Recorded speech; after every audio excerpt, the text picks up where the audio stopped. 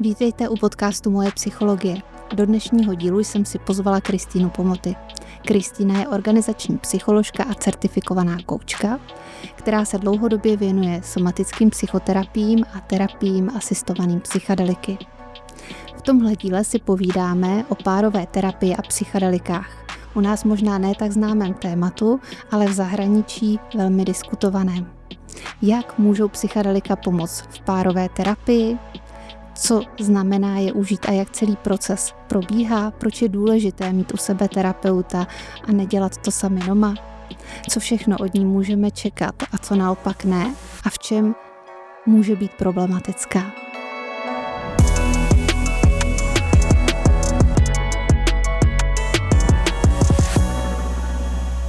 Kontext, ve kterém se o psychedelicích možná zatím až tolik nemluví, je párová terapie.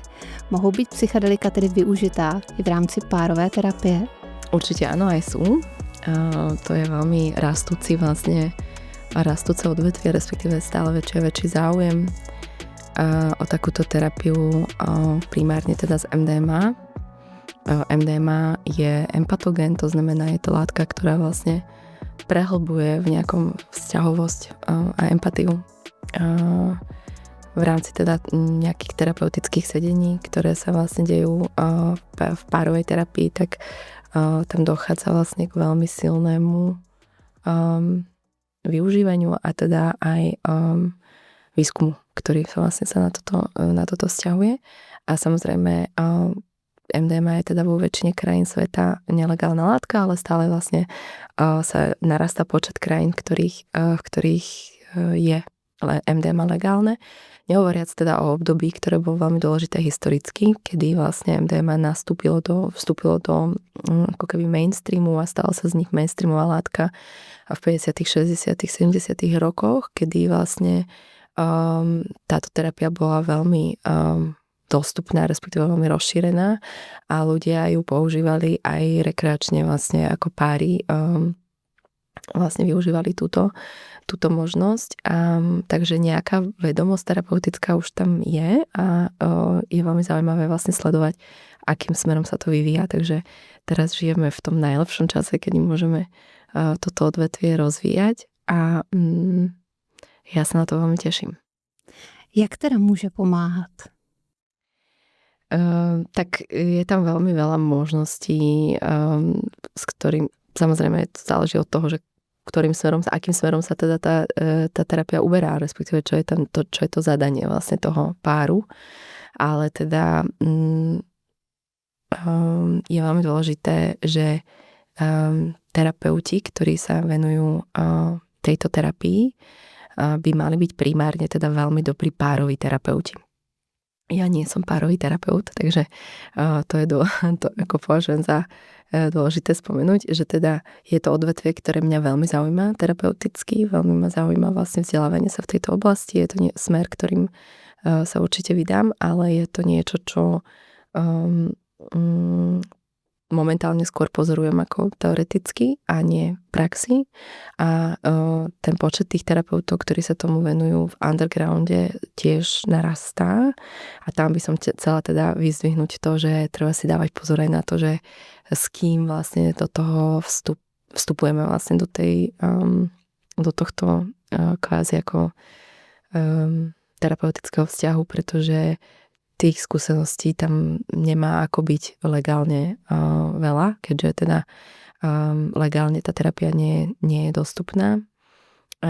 Samozrejme, ono to by bol taký trošku, by som to povedala, taký nie úplne realistický pohľad na vec, keby sme si zatvárali oči pred tým, že ten underground v tej terapii nikdy nezmizol. Čiže tí terapeuti, ktorí sa tomu venovali v 50., 60. rokoch, tu stále sú, majú nejaké vedomosti, majú s tým skúsenosti a zároveň to môžu byť výborní pároví terapeuti a môžu vlastne poskytovať veľmi kvalitnú terapiu. Takže ten kompas v tom, ako si vlastne, ako do toho vstupovať, ja môžem povedať iba taký, ktorý je teda priamočiaro daný legislatívou. To znamená, v Česku táto terapia dostupná nie je a sú krajiny, v ktorých sa už ako je dostupná veľmi bezpečná takáto terapia v undergrounde a veľmi ma prekvapilo miera otvorenosti diskusí o tom, aj keď sa teda tá terapia prebieha v undergrounde, aké tam je vlastne obrovský ako keby zdroj vedomostí, ktoré sa už šíria knihami a rôznymi vlastne štúdiami, do ktorých sa oficiálne môžu zapájať iba veteráni a ich rodiny. To znamená, využíva sa napríklad kognitívno-behaviorálna skupinová terapia spojená s MDMA a sú tam veľmi zaujímavé vlastne pozorovania pre páry veteránov s ich manželkami alebo ženami, partnerkami. Takže myslím si, že nás čaká ako veľmi zaujímavé obdobie v tomto smere. Je to teraz v rukách aj toho, ako sa bude vyvíjať vlastne tá legislatíva v Česku, je to pomerne pozitívne naklonené. Co od ní teda lze očekávat? Já vím, že je to hodně individuální a že nějak záleží na tom, s jakým kontextem tam ti klienti přijdou, ale vy jste už naznačila, že tam může se zvyšovat empatie, soucit, propojení s ostatními. Je ještě něco takového dalšího specifického právě pro tu párovou terapii? Jasné. Trauma tu zohráva teda veľmi dôležitú úlohu, čiže ľudia, terapeuti, ktorí pracujú vlastne s touto formou terapie, tak majú byť, je to dôležité, aby boli trauma informovaní terapeuti, ktorí proste vedia pracovať aj so zážitkami retraumatizácie. A to, čo tam vlastne je veľmi liečivé, k čomu dochádza vlastne veľmi výrazne teda s lepšími výsledkami ako akokoľvek inou cestou, podľa toho, čo pozorujem zatiaľ z výskumu, tak je to, že to porozumenie vlastne magnitúdy, respektíve dopadu tej traumy, toho, ako vlastne tá trauma, akým spôsobom vlastne u toho partnera sa tá trauma prejavuje, je spojení vlastne s MDMA oveľa jednoduchšie. Takže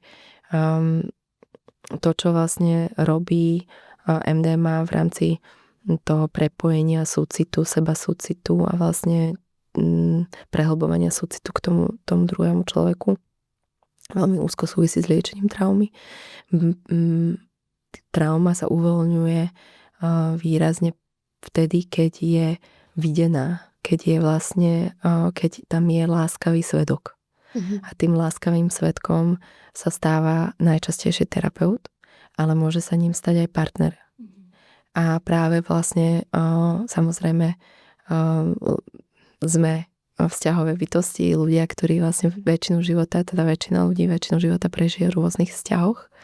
A nie sú to len samozrejme romantické páry, ktorých sa to týka, čiže tam môže dochádzať aj k partnerstvom alebo teda terapii medzi inými, teda iné vzťahy a iné rôzne partnerstva. Nemusia to byť len muž a žena napríklad a je to ako veľmi dôležité, aby sme to otvorili trošku ten pohľad na to, že teda párová terapia sa nemusí týkať iba romantických vzťahov medzi mužom a ženou a myslím si, že to nazeranie vlastne na to, ako dôležité v tom liečení je ten svedok a ten láskavý vlastne sprievod je veľmi, veľmi dôležité. A to je to, co je ten zásadní rozdíl mezi tím, když ten pár si zaexperimentuje sám doma versus to, když s tím jde do terapie, že je tam ten terapeut, který teda nějakým způsobem řídí ten proces a může být tím láskavým svědkem v případě, že se to nestane vlastně v rámci toho vztahu? Áno. Samozrejme, že v kritických prípadoch, to znamená tam, kde je veľmi silno prevalentná nejaká veľká trauma, alebo môže byť trauma u oboch partneroch, alebo je jednoducho ten vzťah dospel do nejakej tmavej uličky, z ktorej nevidí ani jeden z nich cestu von alebo stačí, ak jeden nevidí cestu von a teda stretnú sa vlastne v tej situácii, že sú otvorení terapii, tak ten terapeut tam prichádza, teda okrem toho terapeuta je tam ešte jeden ďalší terapeut a to je látka. Takže dochádza tam k veľmi zaujímavému vlastne zaujímavej konštelácii terapeutickej aj k zaujímavým vzťahom. Tie vzťahy sú neporovnateľné s iným, teda s terapiou, kde tá látka nie je prítomná. To znamená, ten sprievod by som naozaj ako ohraničila na to slovo sprievod, pretože to, čomu tam dochádza, je, že vlastne sa ten terapeut častokrát odnauča robiť niektoré veci, ktoré by za bežnej terapie by boli považované za dôležitú intervenciu, tak v tomto prípade teda práve naopak vlastne sa učí rozhodovať správne, kedy nekonať alebo nezasahovať, alebo nerobiť to nadbytočnou cestou. A tá kvázi ako keby metóda alebo protokol alebo protokol je jedna vec, ale vôbec ako keby prístup terapeutický, teda ten terapeutický povedzme autoškola terapeutická nie je jednotná zatiaľ. Takže je veľmi veľa diskusie o tom, ako možno nejaká tradičná seba dôležitosť terapeutická môže byť práve veľmi ubližujúca v takomto vzťahu. A v našej nejakej možno psychoanalytickej tradícii psychoterapie tá pomyselná ako keby terapeutické ego je veľmi ako prítomné. Čiže my máme tendenciu, či už ako klienti alebo ako terapeuti vidieť vlastne toho terapeuta za centrálnu súčasť toho liečenia. A v prípade párovej terapie je to výrazne. Ja by som toto veľmi spýtovala. A teda spýtuje to aj veľa ďalších terapeutov, že vlastne aká je tam miera toho zásahu a intervencie, proste intervenčnosť vôbec ako prístup, ktorá je vlastne benefitujúca, respektíve z ktorej sa ako dá ťažiť vlastne pozitívny nejaký záver. A to, čo mnohí psychoterapeuti, ktorí v USA desiatky rokov pracujú s psychedelickými látkami, píšu a hovoria vo svojich knihách, ktoré vlastne ja študujem, tak práve, že vlastne tá tendencia je toho terapeuta odtiaľ ako minimalizovať jeho ako pôsobenie a poukazuje sa veľmi kriticky na to, že sa ten náš západný intervenčný spôsob ako keby preháňa. Může být klientem takové terapie taky pár, kde vlastně není posttraumatická stresová porucha, ale kde jsou třeba problémy s intimitou, se sexuálním životem nebo nějaké hodně velké odpojení mezi partnery? Jasné. A v podstate hovorí sa o veľmi podobných teda zadaniach alebo kvázi ako keby situáciách, životných situáciách, v ktorých sa ocitávajú partneri ako pri bežnej párovej terapii. To znamená, môžu to byť aj situácie, kde už je napríklad ten pár rozhodnutý, že sú pred nejakou ako keby veľkou udalosťou v živote, alebo sú tam rôzne tranzičné obdobia, sú to rôzne ako samozrejme konflikty, ako keby nahromadené konflikty, nejasnosti v sexualite a vôbec ako nejaká možno aj sexuálne ako keby ťažkosti, teda pretrvávajúce sexuálne zneužitie alebo nejaké iné rôzne vlastne zážitky, ktoré môžu byť veľmi náročné vo vzťahu. To, čo si myslím, že je veľmi veľká téma zároveň a treba ju spomenúť, je zneužívanie vlastne psychedelík a sexualita ako taká. Čiže vlastne dochádza a sú anekdoticky roky teda zaznamenané naozaj mnohé prípady sexuálneho zneužívania terapeutmi práve v takom zraniteľnom stave, ako je teda pod vplyvom psychedelik, čo je jednoducho podľa mňa téma veľmi dôležitá, treba ju spomenúť a treba vlastne o tom hovoriť, že sa to deje. A to i při těch párových terapiích? Nebo se bavíme teď spíš o individuálu? Bohužiaľ aj pri tých párových terapiách boli takéto prípady zaznamenané, o ktorých teda viem, že sa diskutovali na jednej konferencii, kde som bola. A taký zážitok môže byť naozaj ako celoživotne jednoducho veľmi, veľmi ubližujúci. Málo sa o tom hovorí, že sa takéto veci môžu diať a ono častokrát vlastne sa v tej terapii ten terapeut si tiež ako dáva nejakú látku. Takže teda je nie nejakú, ale že je pod vplyvom určitej dávky. Mm-hmm. To má jakou funkci? To má funkciu takú, že sa vie jednoduchšie vlastne napojiť na to dianie, ktoré tam prebieha. To znamená, že častokrát vlastne môže byť pre neho jednoduchšie byť súčasťou, vlastne byť dobrým sprievodom v tom vzťahu. A je to diskutabilné, že či je to správne a do akej miery je to bezpečné a tak ďalej. Samozrejme, veľká téma. Ale špeciálne teda pri sexuálnom zneužívaní a empatogénnych látkach. Jednoducho MDMA je látka, kde tie hranice môže byť veľmi náročné vlastne odhadovať a preto si myslím, že toto otvárať a o tom, ako hovoriť otvorene s pármi je veľmi, veľmi dôležité. To experimentovanie doma je niečo, čo je tiež zapeklitá záležitosť cyklická, ktorá proste môže viesť naozaj k ako keby predĺžovaniu si situácií v živote alebo vzťahov, ktoré už dozreli svoj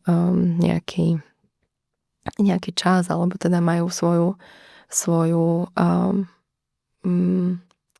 veľmi zaujímavý vlastne príspevok, ktorý som tiež počula teda na jednej konferencii, bol presne o tom, že do akej miery je etické vlastne do tejto terapie sa naozaj ponárať, pokiaľ je to spôsob, ktorým sa vlastne stávame závislými na nejakom dočasnom ako keby pozitívnom zážitku v rámci toho vzťahu, ktorý potom vyprchá a nastane vlastne zase bežná realita toho vzťahu, kde sa môže ten vzťah takýmto spôsobom umelo predĺžovať aj o roky. A veľmi jednoducho sa môžu stať toho súčasťou aj terapeuti. To znamená, ono ako keby to, že psychedelikami asistovanej, teda MDMA asistovanej terapii, párovej terapii, by ten terapeut mal byť primárne dobrým párovým terapeutom a mal by zároveň poznať nielen MDMA, ale rôzne iné látky a rôzne iné kontexty a byť naozaj ako keby znalý aj psychedelik v rôznych kontextoch liečenia je podľa mňa veľmi, veľmi dôležité. Já si v takovém případě hodně kladu otázku, jak je to s nějakým konsenzem. No, tak konsenzus, ako je to s konsenzom aj bez terapeuta, je zase otázka. No právě. Čiže akože ten konsenzus je, myslím si, že elementárna vlastne otázka v prípade akýchkoľvek látok, akejkoľvek terapie. A hlavne mladí ľudia, mladé ženy. A to teraz samozrejme, že sa to môže stať aj opačne, ale teda v prípade žien je to oveľa častejšie jav, že sú viac vystavené a viac zraniteľné z tohto pohľadu. A tých prípadov odstrašujúcich, ktoré sú naozaj veľmi silné, je veľa. Takže konsenzus je veľmi dôležitý. Hovoriť o tom, čo to znamená z hľadiska terapeutov, aj z hľadiska undergroundových terapeutov. Čiže zúčastňovať sa, alebo teda organizovať rôzne podujatia. Napríklad viem, že ICEERS je organizácia, ktorá tomuto veľmi teda efektívne prispieva, aby sa vlastne tá skupina facilitátorov, ktorí pôsobí proste v Európe v tejto téme, psychedelikami asistovanej terapii, respektíve vôbec ako v zážitkoch, v psychedelických rituáloch, aby sa vlastne čo najviac dozvedeli o tom, aké vôbec sú možné etické prístupy a formy, podmienky toho, aby sa vôbec nejaké liečenie mohlo diať. A toto si myslím, že sme veľmi na začiatku ešte. Vy jste zmínila, že ten zážitek taky může uměle udržovat ten pár spolu. Uh-huh. Může se taky stát, že ten zážitek naopak urychlí to, že ten pár jde od sebe?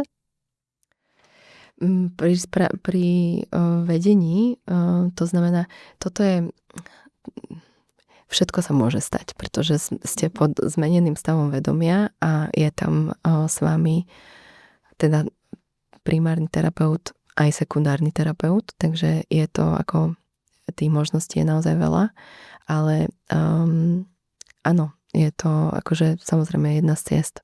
Může se taky stát, že jeden z toho páru má ten příjemný zážitek a ten druhý má ten bad trip a jak se s tím potom pracuje? Opäť je to o tom vedení a o kvalite toho vedenia, ako v prípade bezpečného vedenia, aby k tej retraumatizácii nemalo dojsť. To znamená v prípade, že tam došlo k správnej príprave, dodržaniu protokolu, k správnemu vlastne vedeniu zo strany terapeutov, tak by sa nejaký takýto stav nemal by vôbec nastať. Jednoducho samozrejme, že sú ťažké situácie, ktoré sa ako keby jednoducho udejú a potom je tam kvalita toho vedenia, toho vlastne tvorby a zabezpečenia toho bezpečného liečenia, kde vlastne ten terapeut udrží vlastne toho klienta v rámci stále integrovateľného zážitku, v ktorom dokáže vlastne dojsť stále ako k efektívnemu liečeniu. A toto samozrejme, že my nie sme rovnakí a už v pároch už vôbec, takže tam ako sú rozdiely v vnímaní rôznych situácií, dochádza vlastne k amplifikácii tých rozdielov častokrát. Čiže tak ako sa dokážeme amplifikovane vlastne prepojiť jeden s druhým a empatizovať so zážitkom toho druhého, tak rovnako vieme vlastne amplifikovane ako keby prežívať tie rozdiely a dochádza tam vlastne k silným ako keby uvedomeniam si tých rozdielov a tam je potom veľmi dôležité vlastne, že či máme tu možnosť to s niekým prežívať, kto to ako keby drží v tom zdravom postupe. A nemusí byť výsledkom toho samozrejme to, že sa ten vzťah podarí zachrániť alebo že sa podarí ten vzťah nejakým spôsobom vyliečiť. Každý vzťah je kvalitný v tom danom čase, v ktorom vlastne o ňom hovoríme, kde tá terapia prebieha. To je zase ako keby definícia dynamickosti tých vzťahov, že vlastne vzťah je jedna fluktujúca, respektíve dynamická ako existencia.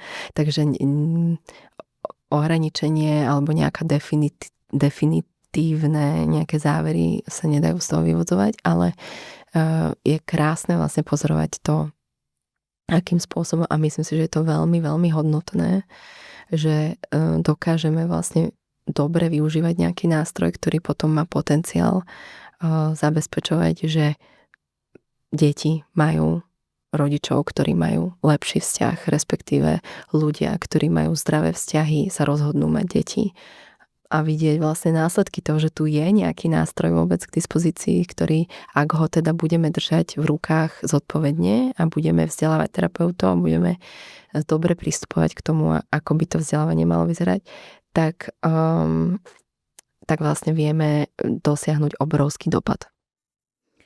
Dělá se párová terapie asistovaná psychedeliky také s nějakou jinou látkou, než je MDMA? Ja o tom teda experimenty rôzne, áno. Čo sa týka ako nejakej prevahy alebo párovej terapie, ktorá je teda reálne využívaná terapeutmi a je o nej písané, je o nej vlastne ako prebieha o nej nejaké vzdelávanie, tak je to MDMA a je to vlastne, má to svoj dôvod v rámci toho, ako vlastne neurobiologicky tá látka pôsobí, aký je tam vlastne dĺžka toho afterglow A samozrejme hovoríme teda aj o určitej ako zvýšenej neurotoxicite, čiže MDMA terapia nie je terapia, ktorú môžete využívať každý ako často, čiže je to tiež ako niečo, čo väčšina párov teda v rámci nejakého takéhoto vedeného zážitku nezažíva nejak pravidelne. Počula som o tom, že by bolo možné na to nazerať ako na nejakú pravidelnú kvázi ako keby maintenance, ako udržiavanie vzťahu a viem o tom, že teda sa na to niekoľko terapeutov takto pozerá. Je to z môjho pohľadu taká dvojsečná zbraň, ktorá samozrejme môže mať aj veľmi ako opačný výsledok.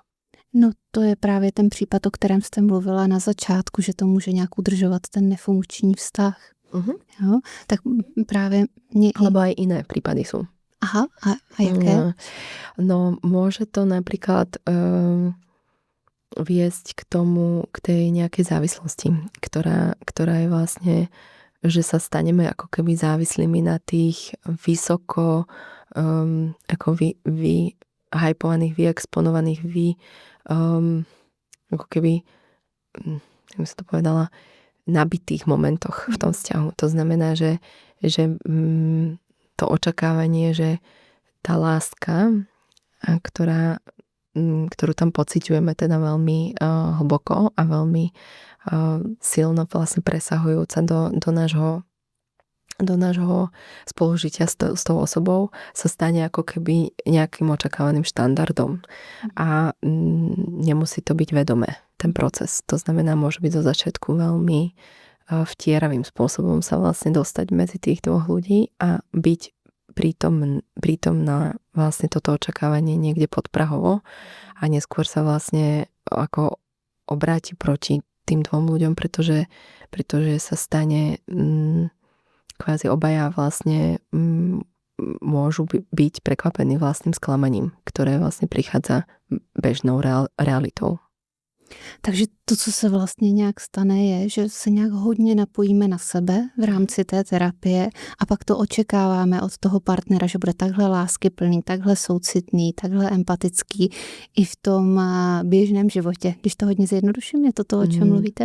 Ten efekt, na ktorý si môžeme veľmi jednoducho zvyknúť, je vlastne tá euforickosť alebo tá extáza, ten extatický vlastne pocit toho prepojenia a z toho vyplývajúce očakávania, ktoré potom prenášame do svojho každodenného života. A keď hovoríme teda o tých príkladoch, ktoré sú povedzme, akým spôsobom vlastne vieme pretavovať tieto zážitky a nemať tie očakávania a mať vlastne to stále pred očami, že dobrým vzťahom sú vzťahy, ktorých si dokážeme medzi sebou mieru milovne teda skladať prádlo napríklad, alebo robiť iné bežné veci a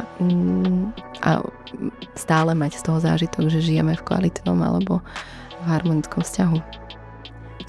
Děkuju, že jste přišla do podcastu Moje psychologie. Děkuji. Hostkou podcastu Moje psychologie byla Kristina Pomoty.